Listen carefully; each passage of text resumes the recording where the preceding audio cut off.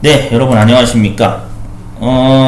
앞서 2023년도에 한번 제가 이거 언급을 했던 영상이 있는데, 어쨌든 올해 2024년 기준으로도 한 번 더 언급을 할 필요가 있어서 좀 같은 내용 반복이지만 시험 준비하시는 분들한테 참고가 됐으면 해서 업로드를 합니다. 제가 며칠 전에 하나 제보를 좀 받은 게 있는데, 이제 산업기사를 준비 예정이신 분이 있거든요. 한 두 건인가 제가 전화를 받았어요. 근데 두 건 다 이제 그 문의 내용을 하는 과정에서 제가 또 이거 분명히 문제가 생길 소지가 있겠다라는 생각이 들어가지고 영상을 좀 언급을 하겠습니다. 뭐냐면은, 시험 자격증 종목에 대한 출제 기준 확인을 제대로 안 하고 시험 공부하시는 분들이 되게 많은 것 같더라고요.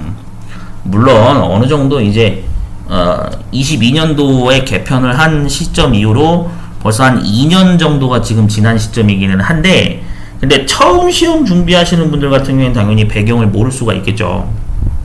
맞죠? 모르다 보니까 이거 필기 단계에서 어떻게 준비해야 될지를 모르겠어요 라고 얘기하시는 분들이 매번 나오는 것 같아요. 그래서 영상으로 좀 또 기록을 남기려고 합니다. 자, 일단은 여러분들 한국산업인력공단에서 운영하는 큐넷 사이트 아시죠? 네, 큐넷 사이트 화면을 제가 지금 띄워놓은 겁니다. 그래서 정보처리 산업기사 종목을 이렇게 검색을 하면 종목별 상세 정보를 이렇게 확인할 수가 있어요. 그래서 관련 부처가 과학기술정보통신부, 시험 진행하는 기관은 한국산업인력공단이라고 적혀 있죠. 그래서 1년에 시험이 3번이 진행이 되는데, 자, 여기에 출제 기준이 실기 시험에 대한 출제 경향은 여기에 명시가 되어 있으니까 여러분들이 참고하시면 될 것 같고, 원래는 여기에 표가 예전에 들어가 있었는데, 이 산업인력공단에서 사이트 관리가 오히려 시간이 지나면 지날수록 역행하는 것 같아요. 표를 왜 지웠는지 저도 이해가 안 되는데, 제가 예전에 영상 녹화해 놓은 걸 기준으로 해서 그 표를 따로 캡처를 떠놨거든요. 네, 그 부분을 나중에 추가로 확인을 할게요. 필기 응시료랑 실기 응시료가 나와 있어요. 참고하시고, 자, 출제 기준을 원래 확인하는 게 이 한글 문서 2022년부터 2024년 연말까지로 이 HWP 파일을 다운받으셔서 열람을 하셔서 확인하셔도 되고, 여기 나와 있는 대로 필기 파트에 대해서는 이 세 과목, 그래서 60문제가 출제되는 구조다라고 알고 계시면 되거든요. 근데 단지 좀 차이가 있다고 한다면, 기능사도 60문제고 산업기사도 60문제지만 산업기사 종목은 과락제도가 존재하기 때문에 어느 한 과목이라도 만약에 8개 미만의 저조한 성적을 맞추게 되면은 무조건 탈락 처리가 된다라고 하는 과락제도가 있죠. 기능사는 없지만 산업기사는 그런 규정이 있습니다. 자, 그럼 도대체가 이거를 준비하는 과정에서 어떻게 시험을 준비해야 되는지 이 자료 수집을 나는 못하겠어요 라고 얘기하시는 분들이 많더라고요. 그러니까 좀 안타깝더라고요. 사실 원래 모르겠어요. 제가 국비지원센터 교육기관에 계시는 강사분들이 어떻게 설명을 하는지는 저는 모르겠습니다. 제가 그쪽에 직접 많이 갔다 온 경험이 있는 것도 아니고, 자세히는 상황을 다 알 수는 없는 상황이지만, 일단 제가 알고 있는 선에서 설명을 드리면은, 이게 지금 얘가 이 배경을 알고 계셔야 되는 게, 이게 2022년도에 개편을 했거든요. 자, 자료를 미리 준비를 했습니다.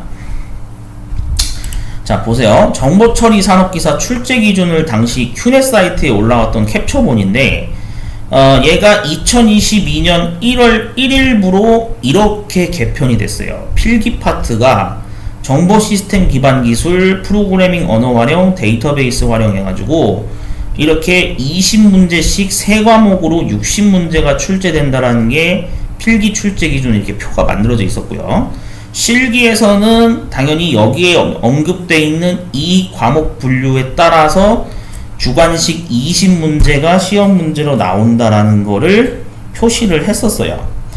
그런데 문제가 뭐냐면은 2022년도 기준으로 필기 공개 문제가 없어요.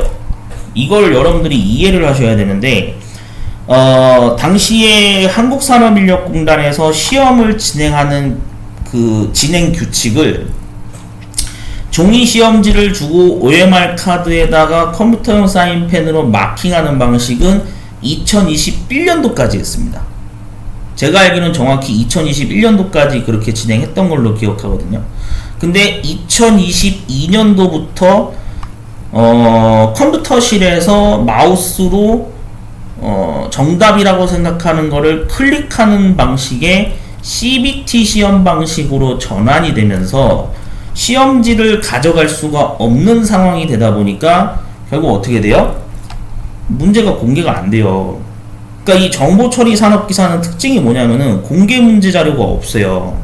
그래서 대표적으로 제가 저번에 알려드렸던 사이트 중에 전자문제집이라고 하는 이 사이트가 있죠. 여기에 보시면은 전자문제집 CBT 사이트 여러분 네이버나 구글에 검색하시면 뜨는데 이게 이제 문제가 되는 게 얘를 이제 사이트를 들어가서 확인을 해보면은 여기에 문제하고 답보기가 있어요. 그래서 산업기사를 여기서 클릭을 하셔가지고 정보처리 산업기사를 여기서 선택하시는 분들이 있어요. 자, 그러면 정보처리 산업기사 있네? 그럼 얘를 선택을 해가지고 실제로 문제 자료를 정답 진하게 보기 위해서 오픈 답안 상태로 내가 보려고 하다 보니까 2020년도 8월 것까지 나와 있는 거예요. 그러니까 아무렇지 않게 그냥 이거 클릭해가지고 최신 거 한 다음에 여기에 정보처리 산업기사 적혀있고 과목이 데이터베이스 1과목 돼 있죠. 자, 그 다음에 2과목 여기 보면은 뭐라고 돼 있냐면 전자계산기 구조라는 게 튀어나와요. 얘가 튀어나오죠. 근데 문제가 뭐냐면은 이게 고조선 데이터다라는 거를 모르시는 분들이 많아. 얘를 보는 순간 어떻게 되는 거예요? 그럼 이제 고조선 데이터를 나는 보고 학습하고 있는 거다. 그래서 나는 삼천포로 빠져서 혼자 뻘짓을 하고 앉아있다. 이렇게 되는 거예요. 뻘짓이라고 해서 죄송합니다. 아니 진짜요. 진짜 그렇게 된다니까요. 그러니까 여러분들 이게 경각심을 가지셔야 돼. 지금 다시 한번 확인해봐도 출제 기준에 여기에 전자계산기 구조라는 과목은 없단 말이에요. 지금 전자계산기 구조는 없어요. 그거는 전자계산기 조직응용기사나 전자계산기 제어산업기사 그쪽 파트에 해당되는 종목인 거지 22년도에 개편이 됐다라고 분명히 이렇게 명시가 돼 있는데도 이거를 제대로 날짜 체크를 안 하셔가지고 예전 거 고조선 데이터로 공부하시는 분들이 있어요. 이게 안타까운 거야 이게. 그래서 그러면은 이거 공개 자료가 없네요?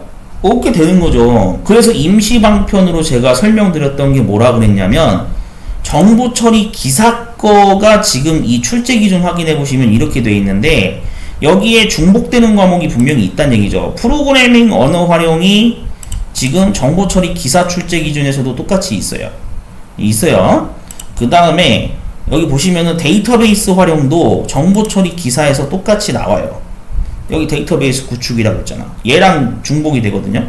그 다음에 정보 시스템 기반 기술이라고 있죠. 그럼 정보 시스템 기반 기술이라고 하는 게 이 정보 시스템 구축 관리하고 중복되는 사항이 있는 거죠.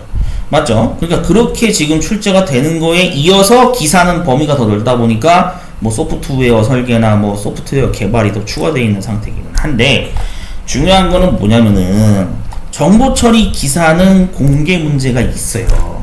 얘가 2020년 기준으로 이게 출제 기준이 개편이 됐기 때문에 전자문제집을 가셨을 때 이 정보처리 산업기사 거를 보는 게 아니라 잘 들으셔야 돼요. 정보처리 산업기사 거를 보는 게 아니라 정보처리 기사 거를 보셔야 돼요. 정보처리 기사. 여기 보시면은 정보처리 기사라고 있어요. 이거를 선택하셔서 여기에서 지금 나와 있는 2020년 6월 6일 거부터 정확히 2022년 4월 24일 거까지 여기에 해당되는 거를 8개를 학습을 기준으로 잡으셔야 된다는 얘기입니다. 기사를 준비하시건 산업기사를 준비하시건 정보처리 기사거의 이 8개 공개 문제를 가지고 학습하면 된다라고 제가 대체 수단을 강조했던 적이 있어요. 그래서 지금 다가오는 2회차 산업기사 시험을 준비하시는 분들 같은 경우에는 이 정보처리 기사 이 공개 문제 있죠. 22년도 끝까지 총 8개 회차 분량을 이걸 가지고 시험 공부를 하시는데 참고 자료로 써달라. 이거에 바로 산업기사 종목에서도 나온다더라 라고 제가 설명드린 부분이 있습니다. 맞죠? 예. 그러니까 혹시나 처음 준비하시는 분들은 이 제가 지금 영상에 띄워놓은 이 출제 기준표 있죠? 이거를 반드시 여러분들이 체크를 하셔야 돼요. 이걸 반드시 체크를 하셔야 된다고. 이러한 어떤 배경이 지금 과거에 진행이 되어 왔다라는 사실을 모르고 준비하시다 보니까 시험 준비 과정에서 책을 사야 될까, 인강을 결제해야 될까, 어떻게 해야 될까 막 혼란스러우신 분들이 있는 것 같아요. 그런 전화가 몇 개 와서 제가 말씀드리는 겁니다. 아시겠죠? 그러니까 여러분들 이거 출제 기준을 반드시 확인을 해주셔야 돼요. 이거를.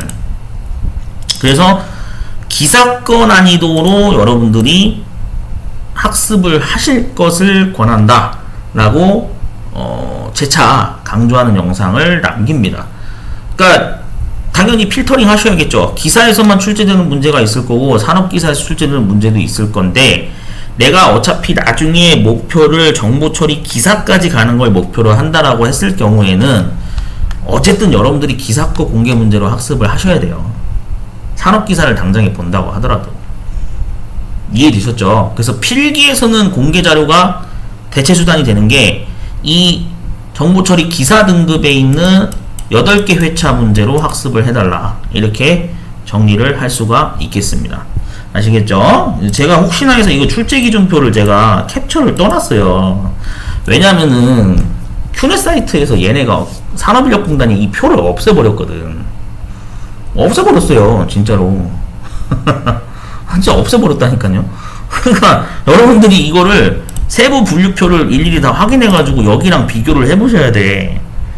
출제 기준 확인을 안 하고 그냥 냅다 책 사고 인강 결제하고 그게 중요한 게 아니에요. 여러분들이 지금 이 시험 문제에 출제 기준이 어떻게 되어 있는지부터 확인하고 나서 그 다음에 시험 공부를 들어가 달라 이 뜻입니다. 아시겠죠? 네, 이거 여러분 되게 중요한 겁니다. 이렇게까지 언급을 제가 해드리는 이유는 삼천포로 빠지지 말자라는 차원에서 말씀드리는 거예요. 아시겠죠? 예. 22년도 당시에 이거 체크 안 해가지고 막 댓글에 엄청 많이 달렸었어요. 막 뭐 시험 필기시험 일주일 남았는데 이제서야 이거 개편된 거를 알았어요. 뭐 아니면은 뭐 일주일이나 아니면 20일 정도 남았는데 이거 출제 기준이 이렇게 돼 있는지를 몰랐어요. 그때 알았어요. 막 이런 얘기 하시는 분들이 많아요. 이런 현상이 일어나는 게 왜 그러냐면은 제 생각에는 그런 것 같아요.